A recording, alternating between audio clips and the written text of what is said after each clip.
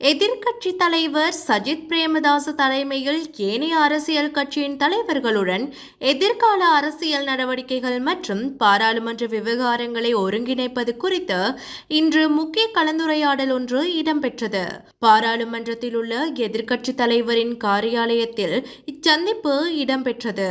பாராளுமன்றத்தை பலப்படுத்துவதற்கும் அரசாங்கத்தின் நன்மை பயக்கும் முயற்சிகளுக்கு ஆதரவளிப்பதற்கும் தீங்கான கொள்கைகளை எதிர்ப்பதற்கும் ஒன்றிணைந்த எதிரணியின் அவசியத்தை இந்த சந்திப்பின் போது சஜித் பிரேமதாச வலியுறுத்தியுள்ளார்.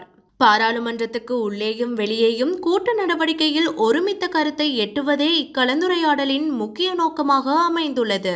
இதன்போது பாராளுமன்ற குழுக்களின் முக்கியத்துவத்தை எடுத்துரைத்துள்ள எதிர்க்கட்சி தலைவர் அதற்கேற்ப எதிர்கால நடவடிக்கைகளை எடுப்பதற்கும் ஒப்புக்கொண்டார். இந்த ஆலோசனை கூட்டத்தில் Gayantha Karunatilaka, J C. Alawathuwala, Ajith P. Perera, Rishad Bathiudeen, Namal Rajapaksa, Dilith Jayaweera, Dayasiri Jayasekara, Ravi Karunanayake, Jeevan Thondaman, Sivagnanam Sritharan, Selvam Adaikalanathan, P. Sathiyalingam, A. Kariyapper, V. Radhakrishnan, Anuradha Jayaratne, D. V. Chanaka மற்றும் காதர் மஸ்தான் உள்ளிட்ட பலர் கலந்து கொண்டிருந்தமை குறிப்பிடத்தக்கது.